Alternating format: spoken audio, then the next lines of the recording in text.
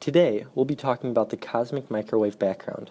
While the name cosmic microwave background may seem daunting, when we are done with this video, you'll realize it's not at all that complicated. We'll be breaking down this topic into 4 subtopics: who discovered it, when and how it came to be, what and where it is, and why it is relevant today. First, we'll discuss the discovery of the CMB. I bet you didn't know that what we now know to be the CMB was originally thought to be interference from pigeon droppings. The CMB was discovered on accident by physicist Arnio Penzias and Robert Wilson. They were using the Holmdel horn antenna, a supersensitive radio telescope, to study radio signals around the Earth and took all necessary precautions to avoid outside interference. For example, they removed the effects of radar and radio broadcast. They even accounted for the interference in the receiver itself by cooling it with liquid helium to negative 269 degrees Celsius, only 4 Kelvin above absolute zero. Despite all these precautions, they still detected what seemed like an error. There was a low and steady wavelength that was 100 times stronger than anything they expected. They immediately began investigating their telescope for the source of the interference. From this investigation, they noticed pigeons nesting in the telescope and blamed them for the interference.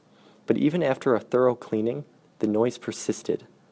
They concluded that the detections were not from our solar system or even our own galaxy, for the signal was uniform in every part of the sky. But they left their research confused about what the strange signal was. Several years passed before scientists realized what they had actually observed. Now I bet you're still wondering what exactly the CMB is. Put simply, it is a shell of radiation that surrounds the observable universe. The radiation is primarily in the microwave range, hence the microwave in cosmic microwave background. The CMB is what's left over from a time when the universe was very hot.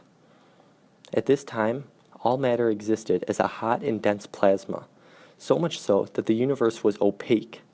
However, around 380,000 years after the Big Bang, the universe cooled enough for protons and electrons to join, forming atoms and freeing photons. Then, the universe became transparent. As I mentioned earlier, the CMB exists as a show of radiation. Since it's so dense, it's impossible to see through it. Imagine the room you're in. The walls are like the CMB. You know there's something outside them, you just can't see it. So yes, scientists' attempts to view the universe before the formation of the CMB have been foiled by the same thing you use to reheat your leftovers. Now, the CMB is very cold, only 2.725 degrees above absolute zero, the coldest possible temperature, where there's no atomic motion. It is also in nearly uniform temperature. If we could see microwaves, we'd see a uniform glow across the whole sky. Other than being a viewing barrier, the CMB is a valuable tool for scientists.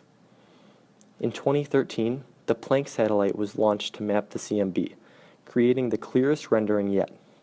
The temperature differences are extremely small. Only 0.0002 Kelvin separates the hottest and coldest temperatures. But in these minute temperature differences, scientists have been able to make theories about the universe prior to the formation of the CMB. A very interesting rendering of the cosmic microwave background comes from a short movie developed using galactic data from many sources, chiefly the Apache Point Observatory.